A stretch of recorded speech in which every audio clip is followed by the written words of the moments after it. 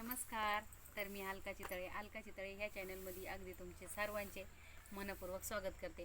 तर मी ना माझ्या मम्मीकडे आलेली आहे. तर चला मी तुम्हाला दाखवते मम्मीचं त्यांच्या शेतामध्ये काय आहे काय नाही ते. तर चला.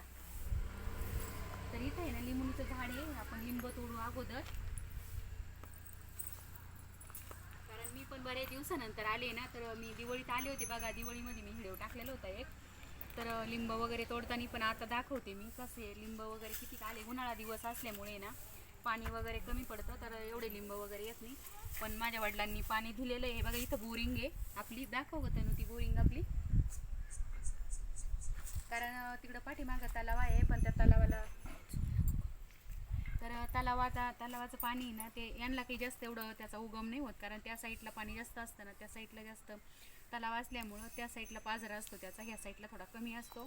तर आम्हाला म्हणजे माझ्या वडिलांना त्यांना थोडंसं पाणी कमीच आहे. आणि दुष्काळी भाग आहे आमचा हा. नगर जिल्हा अहमदनगर, तालुका पाथर्डी. तर लिंबोणीला म्हटलं लिंब आले की नाही बघू, तर त्यांनी पाणी सोडलं होतं लिंबोणीला. तर म्हणे मुली येतील तर काही असं ज्या पाहुणे रावळे आले तर नेत असतात लिंब वगैरे. तर त्यांनी सोडलंय पाणी. तर पाहू शकतात लिंबुनी किती लिंब आले. पूर्ण घसच आहेत खालून. खूप छान लिंब आलेत लिंबुनीला. पण आता ते काटे टोचते बरं का. थांब मी ह्या साईडला जाते तो ना. तर आपल्या लिंबुनीचे लिंब बघू आपण. हे बघा खालच्या साईडनी खूप मोठे मोठे लिंब आहे तिला. हवाई खूपच लिंब आहे बघ ना, जवळून दाखव त्याला. हवाई किती लिंब आहे, खूप आहेत. आसराला उद्या जाताना लागतील ना आपल्याला. आणि वर आहे ना तोंडोळ्याचा वेल लावलेला आहे. कारण तोंडोळ्याचा वेल आहे ना, तो तुम्हाला दाखवते मी. वांग्याचं हे बघा, वांगे पण किती मोठे मोठे आलेले आहेत. हे बघा वांगे पण खूप आहे. मागच्या वेळेस मला न्यायचे होते हे वांगे, पण काय झालं, आई बोलली तू जाताना घेऊन जा. आणि आई नेमकी शेळ्या घेऊन गेली आणि ते राहून गेली. तर वडिलाला बोलत होती मला थांबायचं होतं, पुरीला वांगे द्यायचे, तशीच गेली. तर वांगे खूप आलेले आहे वांग्याला. तर तुम्हाला दाखवते मी वांगे. पिकलेत पण काही वांगे. हवे बापरे, खूप मोठे मोठे झाले ग वांगे. होऊ शकताय तुम्ही.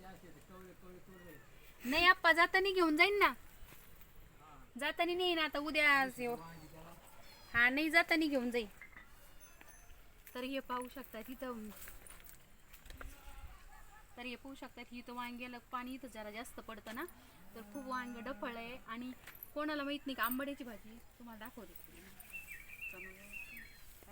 आंबाड्याची भाजी पाहू शकतात, पूर्ण आंबाडा आहे. तर हे आंबाडा आहे पाहू शकताय. तर इथून जवळून घ्या आंबाड्याची भाजी, इथून जवळून घे, कारण लांबून लक्षात नाही येणार. तर ही जी दिसती ना पूर्ण आपल्या इथं आंबाड्याची भाजी आहे. आणि इथं खूप दरवर्षी एवढा आंबाडा असतो ना, तर आंबट आंबट लागती भाजी. ज्यांना माहिती त्यांना माहिती आहे, कारण आपल्या तुळजापूरच्या आदिमाई शक्तीला नवरात्रामध्ये तर आपण घट वगैरे बसवतो बघा. त्यावेळेस आपल्याला 9 दिवसामध्ये आंबाड्याच्या भाजीचा आणि बाजरीच्या भाकरीचाच नैवेद्य असतो. तर ती आंबाड्याची भाजी ती, आणि ती लावलेली होती याच्यामध्ये पाऊसकाळ्यामध्ये. पण ते आता वाळून ते पी पडल्यामुळे ना पाणी वगैरे सोडतात ना. तर पाहू शकता किती भाजी खूप छान आली आहे. आणि ह्या तोंडलेला आहे ना, खूप तोंडले आले. तर पण आता मला तिकडं शिरता येत नाही, म्हणजे जाऊ नाही शकत मी. पण मी तोडते आता मी. थांबा, मला खायचं आहे ती बऱ्याच वेळापासून. मी आल्यापासून बघते डोकू की आहे का त्याला. पण खूप वेळ दाट वट झालाय, खूप मोठा झालाय तो. आणि हे पाहू शकता की तोंडलं कसं झालं. दाखव ग वेळ तनु इथपर्यंत. असं बाई ग गळून पडतायत. खूप पिकले आहेत ते तोंडले. आणि हे बघा ही लाल जरच झालंय बघा हे तोंडले बदल. तर आणि मम्मीने त्यांनी ना ह्या मिरच्या लावलेल्या होत्या बघा. मी मागच्या वर्षी व्हिडिओ टाकले होते मिरच्या वगैरे तोडताना. तर ह्या मम्मीच्या त्यांच्या मिरच्या आहे. मिरच्याला खूप मिरच्या होत्या मागच्या वेळेस, पण आता उन्हाळा दिवस असल्यामुळं भरपूर कमी झाल्या मिरच्या. खाण्यापुरते लावल्या त्यांनी, जास्त काही एवढ्या मोठ्या नाही लावलेल्या. खाण्यापुरती पालक भाजी भरपूर होती तेव्हा सगळं सुकलं तिकडं. आणि आपण तिकडं आता भुईमुगामध्ये जाऊ चला. आणि इकडं बघतो मी, तर ही ना बाजरी लावलेली होती, बाजरी पेरली होती, उन्हाळी बाजरी आहे ही. तर कणस खूप छान झाले तर बाजरीचे पण मस्त झाले. इथं थोडंसं गडळ आहे, म्हणजे असं पांढरी ज्वारी म्हणतात ती, असं गाईला वगैरे टाकण्यासाठी. आणि मम्मीची त्यांची नारळी आहे, बदामाचं झाड आहे. तर तनु ते तिकडं दाखव. आणि त्याच्यानंतरून आहे ना हे जे दिसतंय ना, तर तर हे जो दिसतोय ना, तर हे आंघोळ केली वाटतं. आणि हे जे आहे ना लिंबू असं काय त्याला, नारळीचं झाड आहे. इथं चाफा आहे, चाफा तिकडे येतो चाफा. तर आपल्या चाफ्याला पाहू शकतात किती फुलं वगैरे आले. तर लई फुलं आले चाफ्याला. आणि ते डाळिंबीचे एका झाड भरपूर झाडं होते डाळिंबीचे, पण डाळिंबाचं सगळं इथून तिथून लाईन होती, त्यांनी सगळी तोडली ती आणि एकच ठेवलंय फक्त बी म्हणून असं एक आपल्या याच्यासाठी. आणि हे मिरची आहे बघ, पाहू शकता हा भाई पालक आहे, पालकाला तर आता सगळं बी चालय, पूर्ण बी झाले त्याचं तयार. आणि हे बी आहे ना नंतर वाळल्यावर मम्मी ठेवणार आहे, मग ते आपल्याला परत भाजी लावण्यासाठी. आणि आता मिरच्याला तर मिरच्याचा झाडाच झालाय म्हणायचं. त्याच्यानंतर इथं काय येतं नु हे आपली बडीशोप असती बघा, तर ही बडीशोप असती ना, ती बडीशोप आहे तर खूप मागच्या वेळेस त्याला खूप आलेले होते, ही बडीशोप पूर्ण फुलं भरलेले होते, पण आता मम्मीने सगळं तोडलंय ते. हे बघा कट केली वाटतं, आता वाळलेली असन ती, तर मी जाताना बघा 100% मला मम्मी देणार आहे ती बडीशोप ती तर सोप. आणि इकडं पण भरपूर टाकली होती तिने अशी सहज, आसन कशा बिया वगैरे मध्ये पडली तर ती खूपच आली. आणि हे बघा आपलं बेलाचं झाड किती मोठं झालंय, बेलाचं झाड आहे. आणि ह्या साईडला आहे ना लिंबुणीचं झाड, रामफळ पण असं आहे की ज्या वेळेस मी येते त्यावेळेस रामफळाला फळच नसतं. आता दुपारी इथे झाला की तुझ्या नशिबातच नाही खाण्याच्या, कारण ते रामफळ काय होऊन जातं, दर वेळेस आले का त्यावेळेस ते रामफळाला फळच नसतात. मी केव्हाही आले का तर माझ्या नशिबातच नाही ते रामफळ खाण्याचं. तर आई म्हणत असती ज्यावेळेस तुम्ही नसतात त्यावेळेस खूप आठवण येते तुमची रामफळं खाण्याची, पण त्यावेळेस नेमकी पुरी घरी असतात त्यांच्या आणि रामफळासाठीच कोण येणार आहे असा प्रॉब्लेम होऊन जातो. आणि इकडं दाखवतो ना, तिकडं पाहू शकताय तुम्ही, तर आमच्या इथं घराच्या पाठीमागे जेस्ट इकडून यायची अलीकडं इकडे यायची, तर नेमकी आपल्या घराच्या पाठीमागे आहे ना एकदम असा मोठा तलाव आहे, पण आता तलावाला थोडंसं पाणी राहिलेलं आहे. मी मागच्या वेळेस दाखवलं होतं तुम्हाला, भरपूर पाणी होतं बरं का. आणि ह्या वर्षी पाऊस आहे ना, कडा, आष्टी, पाथर्डी ह्या साईडला खूप पाऊस झालेला होता. तर इथं पण इतकं पाणी पूर्ण हे दिसतंय ना, मम्मीचं त्यांचं थोडं बाजरीचं असं सरमड वगैरे टाकलेलं तिथपर्यंत पाणी आलेलं होतं ते. आणि पाणी आल्यामुळं काय होऊन गेलं होतं, जर इकडून चढ होता आणि पाठीमागच्या साईडला पुढच्या साईडला जो आहे ना असा, तर तो सांड आहे. हे माझ्या काकांचंच घर आहे, माझ्या म्हणजे 3 नंबर काकांचं घर आहे ते. तर इकडे आहे ना त्यांच्या घराच्या थोडंसं ज्येष्ठ पुढं असं मोठा सांडा म्हणून आहे, ते साईडला पूर्ण असं पाणी दाबलं गेलेलं आहे. तर ते जर पाणी सोडलं नसतं ना तर रातोरात आमच्या साऱ्या शेतात पाणी, आई वडिलाचे त्यांचे पण खूप हाल. सर आमच्या शेतामध्ये इकडे दाखव आपली शेती, सगळं शेतीमध्ये पाणी पाणी झालं असतं. आणि मम्मीचं त्यांचं तर काही खरंच नव्हतं, चित्र बंडोरं सगळे मेले असते. पण आता काय कसं तरी त्यांनी लवकर रातोरात बिचारे आमचे सरपंच त्यांना फोन केला, आमच्या त्या भाऊनं त्यांनी, मग ते भाऊन त्यांनी फोन केल्यामुळं ते आले पटकन रातोरात, तो सांडा JCBने फोडला, मग ते पाणी भडाभडा निघून गेलं, नाही तर खूप हाल झाले असते. आणि ज्यावेळेस पावसाची गरज असते पाण्याची त्यावेळेस बघा आता तलावाला पाणी नाही. आणि मम्मीची त्यांचा जो आहे ना, तर हा आहे भुईमुग, तर पाहू शकता का मी उपटून बघते त्याला आहे का काही.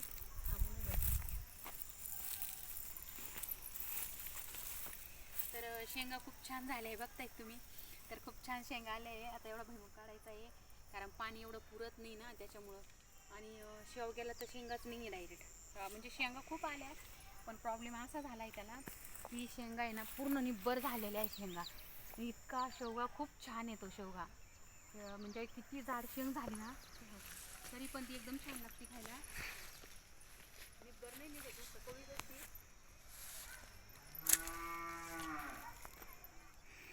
शेंगा खूप आलेल्या आहेत पण सगळ्या निब्बर झाल्या आहेत. ते आवळीचं झाड आहे आपलं, बघू शकतायत.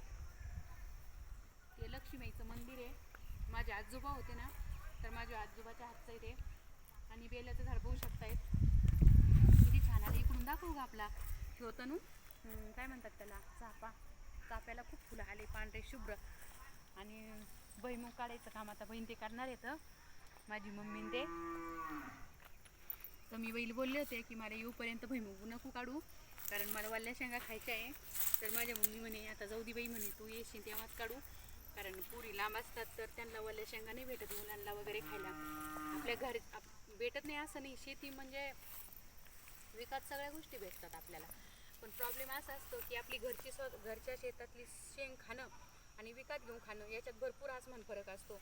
म्हणून मग मम्मी काय बोलली की ज्यावेळेस तुम्ही येता तेव्हा काढू. तर बघी सुकत चालला आहे तो थोडा थोडा, माझ्या वडिलांनी थोडं पाणी सोडलं आहे त्याला. आणि इकडे आहे ना काय होऊन जातं, ते डुकरं असतात ना, तर ते डुकरं रात्रीचे रानडुकरं म्हणतात त्याला, तर रात्रीचे येतात ते डुकरं.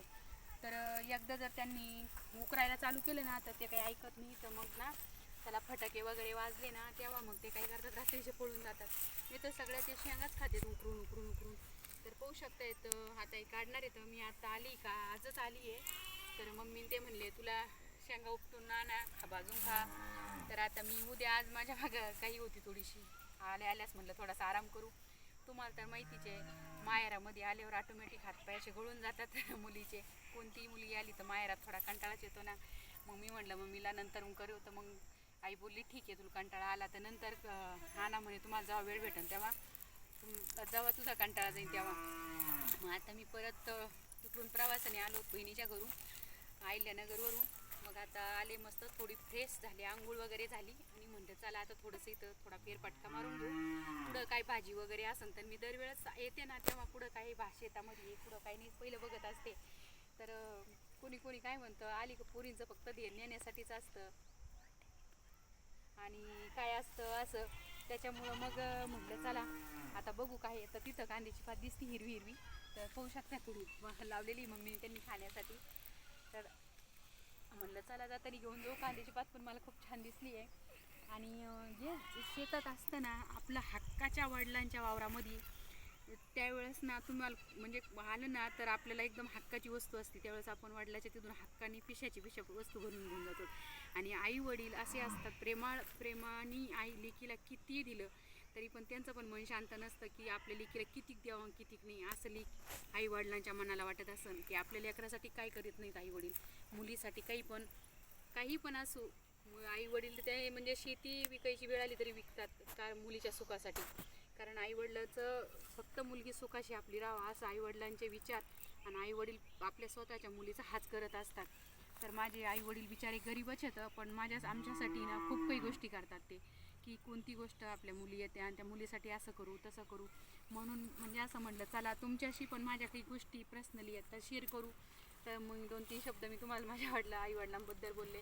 माझे आईवडील बी काही शेतकरीच आहेत बिचारे, ते काही एवढे हायफाय घराण्यातले नाही, गरीब घराण्यातलेच येतं आणि गरीबच येतं. पण मग आई वडील शेवटी लेकींसाठी काही पण करू शकतात. आणि आई वडील ते आई वडील असतात, बरोबर आहे की नाही. तर चला पाहू शकतोय आपण आता काय मक्का पाणी कमी पडल्यामुळे सगळी पाहू शकतात पूर्ण मक्का आमची वाळून गेलेली आहे. आणि आता भुईमुगे थोडासा हे काढून घेणार आहेत आज मम्मी ते. मी आता उद्या घेऊन जाणार आहे शेंगा वगैरे. आणि आपली इथं देवाचा कार्यक्रम पण आहे. तर चला, व्हिडिओ आवडल्यास लाईक शेअर करत जा. माझे व्हिडिओ बघत जा. ब्लॉग टाकत जाईन, माझे बरेचसे ब्लॉग टाकायचे बाकी इथं देवाचे त्याचे. तर मी 100% ते व्हिडिओ टाकणार आहे, तर बघत जा. माझ्या गोडदादांना आणि वहिनीला, ताईंना, दिदीला, छोट्या मोठ्या दिदींना, सगळ्यांना माझ्या यूट्यूब फॅमिलीला माझ्याकडून हार्दिक शुभेच्छा. आणि दुसरी गोष्ट, चुकलं उगलं तर माफ करा. आणि सगळ्यांना बाय बाय. आणि शेंगा खायला या आमच्या इथे. तर सर्वांसाठी शेंगा भाजून शिजून देऊ. चला, तर कसा वाटला आमचा भुईमुग नक्कीच मला कमेंट करून नक्की सांगा. माझ्या दादांना आणि वहिनीला आणि ताईंना, जे बी माझे दादा व्हिडिओ पाहत असतील, वहिनी पाहत असतील, त्यांना सर्वांना तनु एकदा आपला व्हिडिओ मस्त फिरून दाखव. आपला भुईमुग थोडासाच आहे, एवढा काही जास्त नाही आहे, खाण्यापुरता पेरला आहे. उन्हाळी भुईमुग आहे ना तो. तर मम्मीने खाण्यासाठी पेरला आहे थोडासा. मम्मी म्हणे जाऊ दे, पाऊस काळ्यामध्ये असतो त्यांचा, पण ह्या वर्षी पेरला नव्हता कारण डुकरं खूप त्रास देतात त्याच्यामुळे. मग जो पेरला गेलेला आहे उन्हाळ्यामध्ये, तरी पण डुकरं येतातच शेंगासाठी, खूप त्रास देतात. तर म्हणलं आई बोलली म्हणे जाऊ द्या, जेवढ्या निघतील तेवढ्या ते खातील तेवढ्या. शेतकऱ्याचं तर माहिती तुम्हाला, अर्ध याच्यात जातं, वाटण्यात जातं, अर्ध शेतकऱ्याच्या नशिबात पडतं. असं आहे शेतकऱ्याचं जीवन. काळी आई त्यांना सुनीने ठेवावं लागत, ती पिकू या ना पिकू, शेतकऱ्याला तेवढी तिचं करावंच लागतं पूर्ण. थोडंफार पेरणं ते करणं. मेघराजाच्या भरोश्यावर आलं तर ठीक, नाही आलं तर गेलं. शेतकरी केव्हा वर आहे, शेतकरी हमेशा खड्ड्यामध्येच असतो. तर चला, व्हिडिओ आवडल्यास लाईक कमेंट नक्की करा. सर्वांना बाय बाय.